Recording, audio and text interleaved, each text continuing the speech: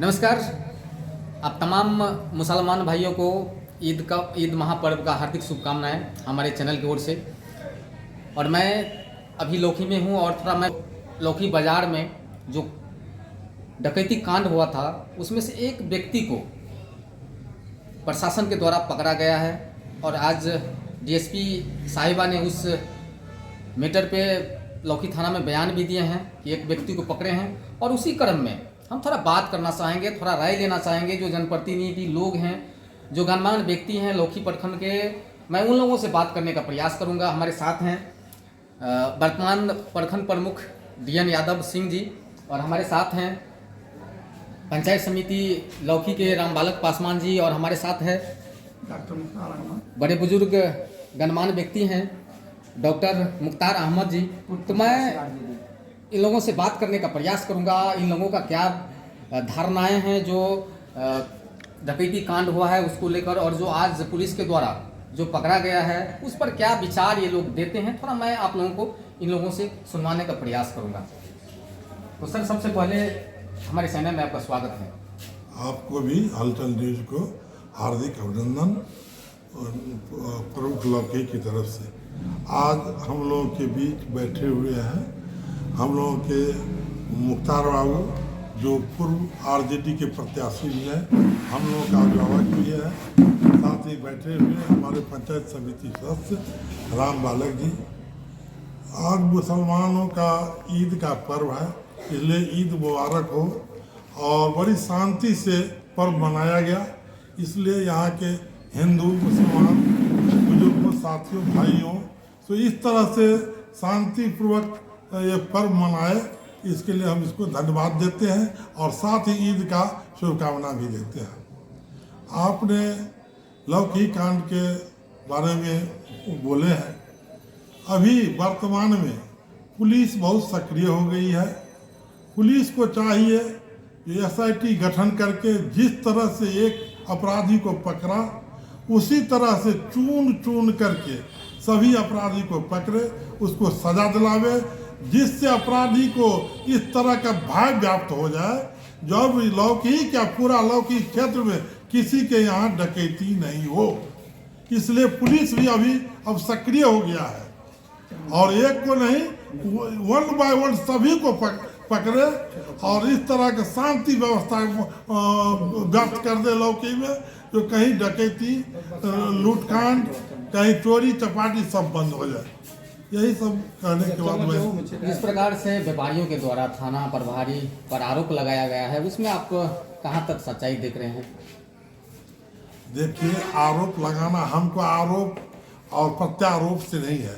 हमको मतलब है लौकी के थाना के अंतर्गत जो भी है वो शांति से रहे, अमन चैन से रहे, रोड रोबड़ी नहीं हो, किसी के घर डकैती नहीं हो, मारपीट नहीं हो, यही हम चाहते हैं। आरोप प्रत्यारोप होता रहता है। यदि चूक हुई है तो उसको सुधार रहा है, पुलिस पकड़ के लाई है, फिर पकड़े वन बाय वन को पकड़े और यही पकड़ के जो भी अपराधी किसी तरह का अपराधी है उसको जेल में बंद करे, यही मेरा कहना है।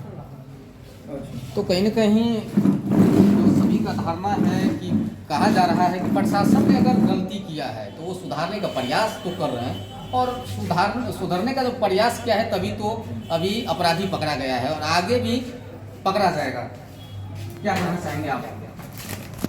आज जो हमारे मुसलमान भाई और हिंदू भाई हैं सभी को हम नमस्कार करते हैं और ईद पर्व पे मैं शुभकामना भी दे रहा हूँ। आज हमारे प्रखंड का गार्जियन हमारे प्रमुख साहब जी है और हमारे बड़े बुजुर्ग मुख्तार बाबू है, वरिष्ठ नेता है आरजेडी का। मैं तमाम गार्जियन को अभिनंदन और प्रणाम करता हूँ। डाका कांड हुआ था उसके बारे में आप क्या कहेंगे?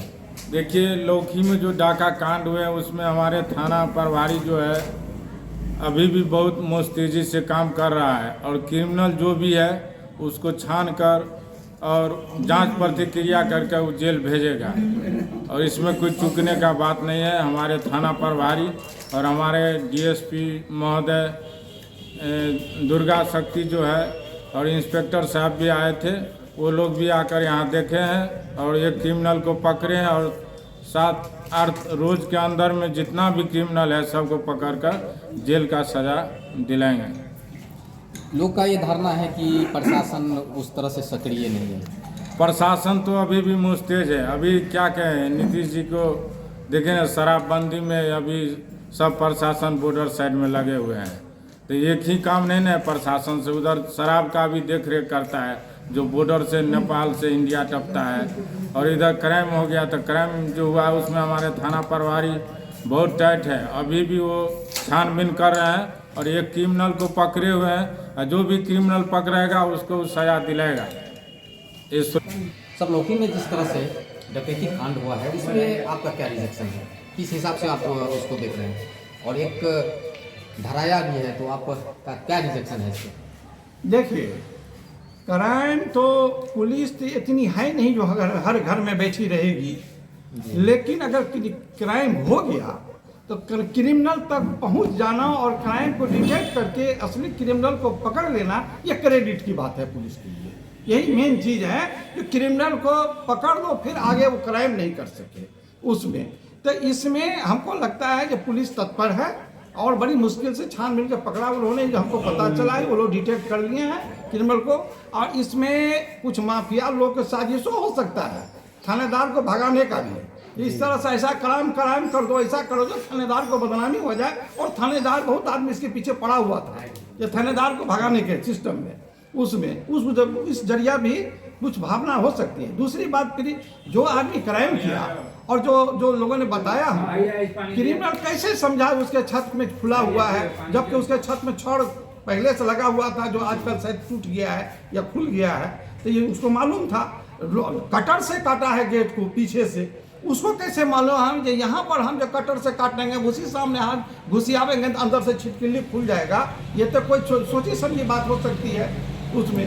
इसकी गहन छानबीन की आवश्यकता है। ऐसे व्यक्ति कोई ना कोई जरूर है जो क्रिमिनल तक सारी बात पहुंचाने का और क्रिमिनल को ला करके काम करवाने का काम किया है। दूसरी गड़बड़ी प्रशासन में ये है, क्रिमिनल पुलिस अपना काम जो कर रही है। आज के दिन में प्रशासन की जो सरकार की जो पॉलिसी है, पहले जो क्राइम होता था तो एसपी कलेक्टर इलाका के गणमान्य व्यक्ति को बुला करके और गन का बंदूक का लाइसेंस देता था। जो क्राइम रोकने के लिए आप लोग भले आदमी, अच्छे आदमी, बंदूक का लाइसेंस रखिए, समाज में किसी तरह का डकैती क्रिमिनल हो तो उसको रोकिए, अपने हथियार से रोकिए उसको। आज कोई शरीफ आदमी लाइसेंस लेना चाहता है तो उसको नहीं मिलता है, इतना ना दौड़ाता है, इतना ना घूसखोरी है कि किसी शरीफ को आर्म का लाइसेंस नहीं मिलता है। लेकिन कोई क्रिमिनल चाहता है उसको लाइसेंस तो मिल जाता है, नहीं तो नाजायज आर्म्स रखता है। तो अब गलत आदमी के पास में आर्म्स है और शरीफों के पास कुछ नहीं है। अगर उसी लौकी बाजार में अगर 4-5 नाल बंदूक होता अगल बगल में, जबकि सारे व्यापारी लोग हैं, पैसे वाले लोग हैं, तो लाइसेंस लेकर के क्यों नहीं आर्म्स रखते हैं लोग और लाइसेंस क्यों नहीं दिया जाता है? पहले तो यही पॉलिसी होती थी उसमें। तो ये पॉलिसी भी गड़बड़ है प्रशासन का उसमें। जो आप क्रिमिनल को हथियार थमा दिया, आप नहीं भी थमाए तो हथियार बगैर आपके हुक्म के नाजायज हथियार थाम लेते हैं। लेकिन किसी शरीफ आदमी हथियार रखेगा तो पकड़ा जाएगा, उसको आप लाइसेंस नहीं देते हैं, वो रख नहीं पाता है तो मारा जाता है। तो क्राइम बढ़ने का एक साथ ये भी है इसमें। तो इस सब पर पॉलिसी ऐसा करना चाहिए जो आगे क्राइम नहीं हो, उसके बारे में भी एक प्लानिंग होनी चाहिए जो कैसे क्राइम रुकेगी।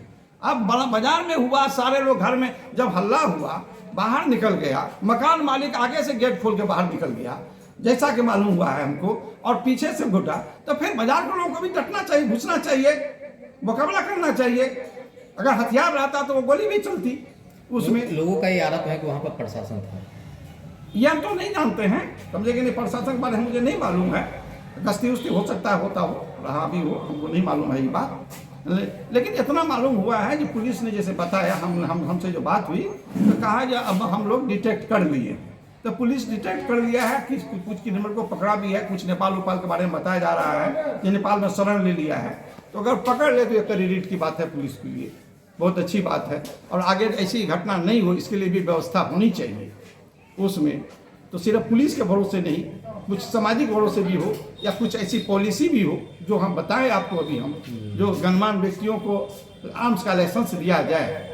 उसमें हर समाज के, हर गांव के जो अच्छे लोग हैं, शरीफ है, जिसके बारे में प्रशासन का रिपोर्टेशन बढ़िया हो, लेकिन ये क्राइम नहीं कर सकता है, ऐसे लोगों को, शरीफ आदमी को आर्म्स का लाइसेंस। अभी क्या है कि पहले ज़माना में जो आर्म्स का लाइसेंस मिला, अगर वो आदमी मर गया तो उसका बंदूक या तो बंदूक को दुकान में जमा हो गया या थाना में जमा हो गया, वहीं सड़ गया, फिर दूसरा का लाइसेंस उसको मिला नहीं। एक दो बार कोशिश भी लोग करता है, दौड़ता है, तो इतना ना फॉर्मेलिटी है जो छोड़ छाड़ के घर बैठ जाता है। फिलहाल जो अभी प्रशासन का रवैया है उससे आप खुश हैं?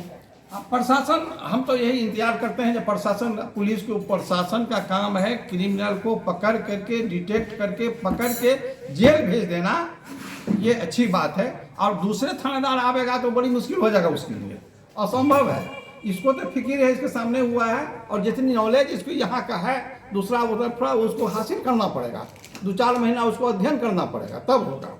इसलिए थानेदार अपना काम कर रहा है तो उसको शांति रूप से करने देना चाहिए, यही मेरा कहना है। तो चलिए, अभी हम गणमान्य व्यक्तियों का राय जानने का प्रयास किया और अभी इन लोगों से चर्चा परिचर्चा किए। चलिए, कैसा लगा जरूर कमेंट बॉक्स में भेजिएगा। तब तक के लिए धन्यवाद।